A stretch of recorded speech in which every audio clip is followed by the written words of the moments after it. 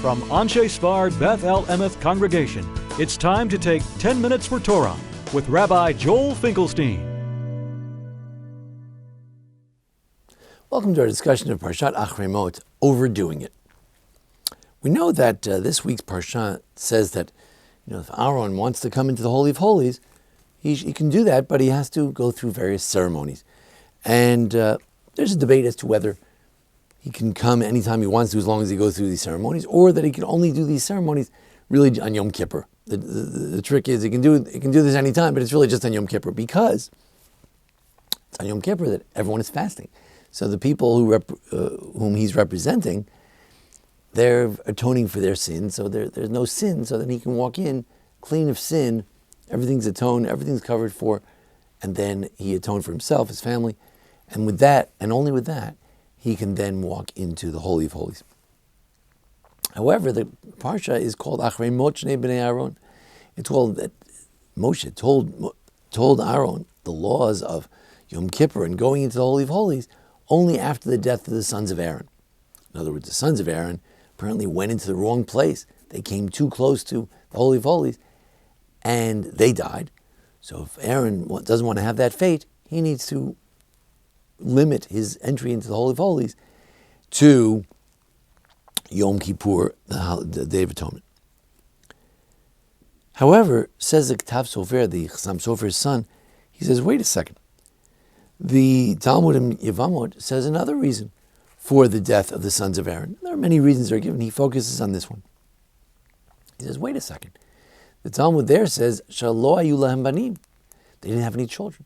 They were older people, at least of majority age. Figure they were in the 20s or something like that. And banim lo hayu lahem. They didn't have any children, it says.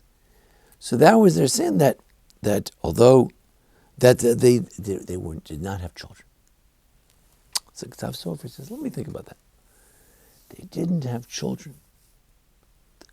But it says, it says when they came close to God, they died. Vayamutu. What does that got to do with having children? Some Ktav Sofer, and he says, they were trying to get close to God. That's why they didn't have children. They thought, well, if you want to be close to God, you have to keep your mind up in the upper hemispheres. You can't be involved with women and children and things like that. There's no place for that. Comes the Torah and says, no, they went too far. They went too far. In Judaism, we believe, and it says later in the Parsha, V'chai b'hem, Torah is there to live with them. That's why we say, Ki hem chayenu v'rachamenu. Torah is our life. And children are all about life. It's all about bringing more life into the future. His father, the Chassam Sofer, says something similar. He says, they thought they could jump into the level of Moses where, he really did separate from his wife to some degree, and he was on a level of communing with God at a very high level that no one ever did or ever will achieve again. But you know how he did it? Acharei Mot. He started off when God tried to reveal himself at the burning bush. He looked away. He turned away. He hid himself because he knew that you had to approach God b'hadraga, step by step. At first, Moshe was afraid to look at God. Then he had tremendous modesty. Eventually, he had this tremendous revelation. And at that highest level of revelation, going back to the Ktav Sofer, could be he did separate from his wife. But the sons of Aaron, they wanted to jump. And that's always a big mistake. They wanted to jump, and they would, at the Mount Sinai, they saw a vision of God. It was too soon for that. They weren't ready for that.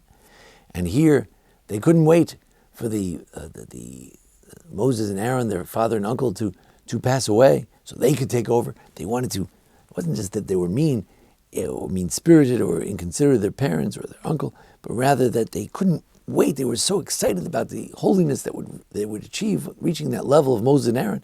They wanted to achieve it now, not later, not to wait till 120 years, 40 years, when that would happen. No, they wanted to achieve it now.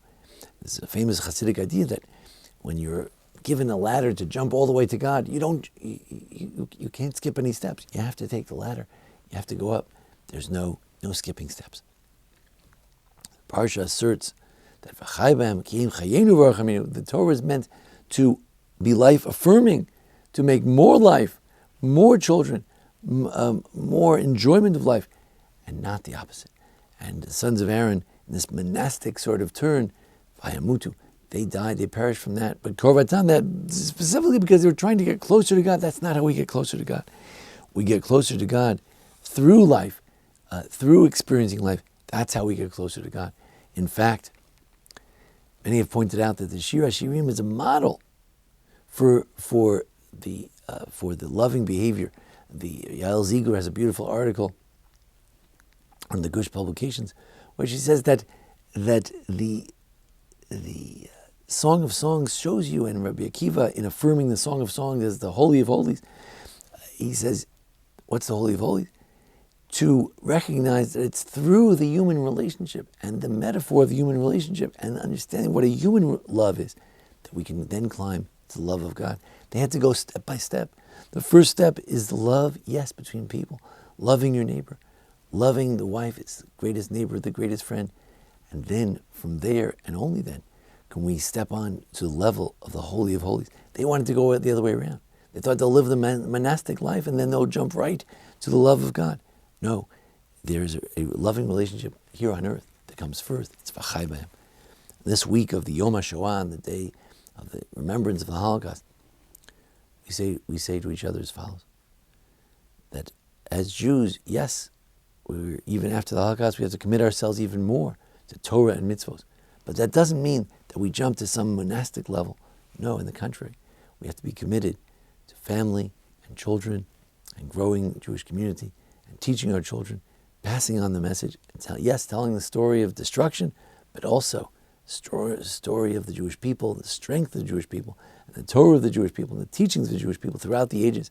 And with that, v'chai b'hem, Torah can truly be something that doesn't lead to our death, God forbid, but rather, v'chai b'hem, something that we can live by and through and with. And Torah, ki him chayenu v'arachamenu, Torah will bring us more life, more Jews, more children, and so may it be. Ken tielanu, ken yirbu, so may God multiply our numbers tenfold, and all of us should be blessed with life, strength, and a life of Torah. We thank you for joining us here at the Anshe Sephardi Beth Elameth congregation, our discussion of the Parsha and the holidays. Join us each week for our discussion and the how-to videos as well. Thanks to Jason Lefkowitz, our producer. Thank you. This has been 10 Minutes for Torah with Rabbi Joel Finkelstein. To learn more, visit asb.org.